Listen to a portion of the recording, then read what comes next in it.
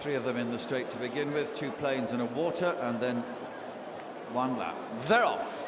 They race away for the final one of the afternoon. Frero Bamboo, white face off towards the left, on the right one of the greys, Numitor, and between those is Grey Diamond as they come to fence number 1. In orange, Elusive Bell, she shows in a prominent position as they come to 2.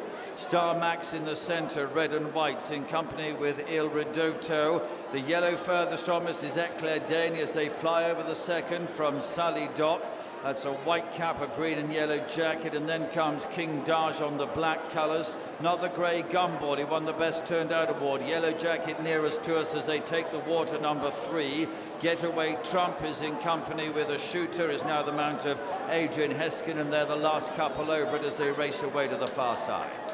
So now, Grey Diamond and Sam Twiston-Davies have moved through to lead. About a length and a half, maybe even 2 ahead. Tom Scudamore on Numitor and the green colours, a white cap in second. And Charlie Deutsch, Frero Bamboo, mainly dark blue colours from Star Max, Fergus Gillard in red and white, then Sam Whaley-Cohen, the mainly orange on Elusive Bell. In yellow is Harry Skelton on Eclair Dane as they come to fence number 4.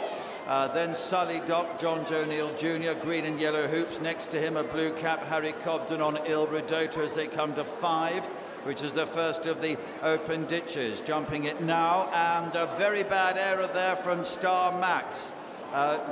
Maintaining the partnership, Fergus Gillard with help from Harry Skelton in the yellow, help put him back in the saddle. They come to the middle one in the back straight. A shooter continues to be the back marker. Also King Daj on David England in black and grey is towards the rear with Getaway Trump and Lorcan Williams.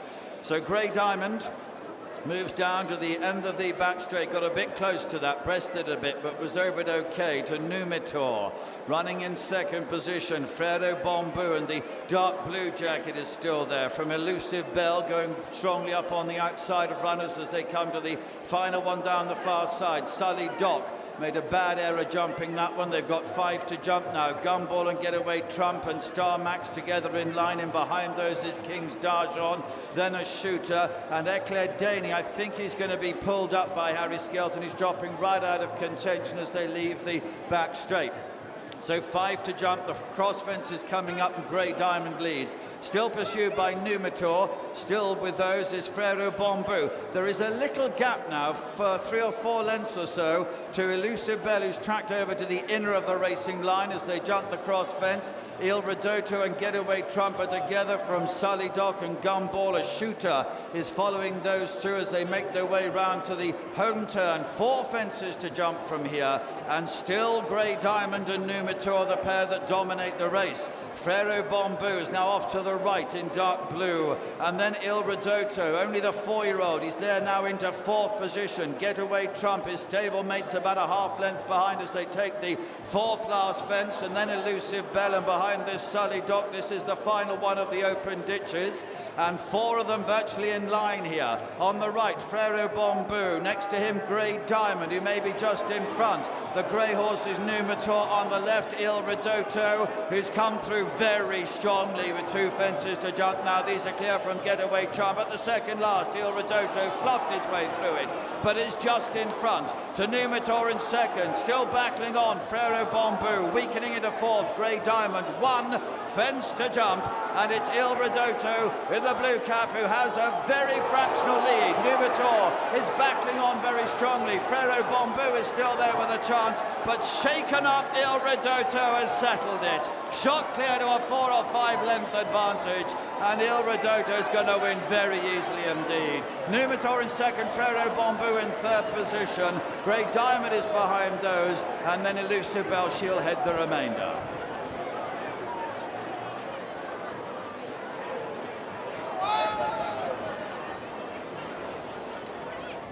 Ridoto's victory in the last means we had the pleasure of speaking to Harry Derham again. Many congratulations. That looks very easy for him.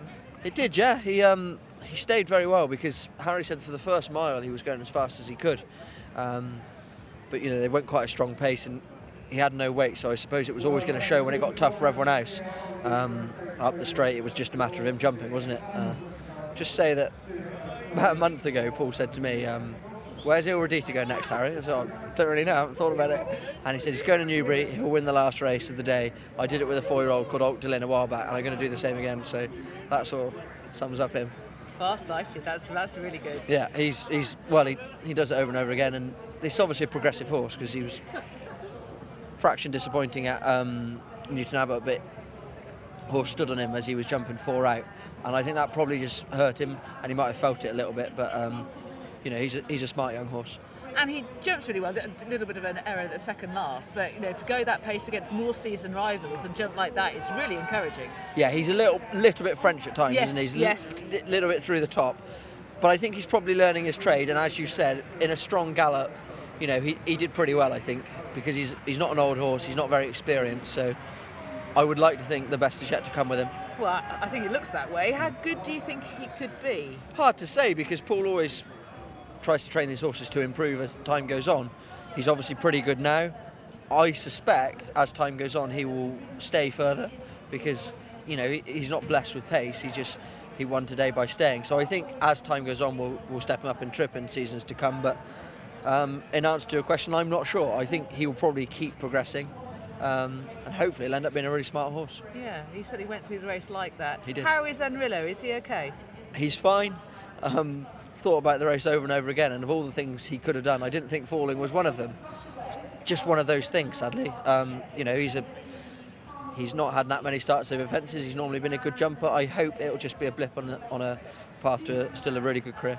Fingers crossed it is. And I didn't get to see the fighting fifth. What happened with Montmiral?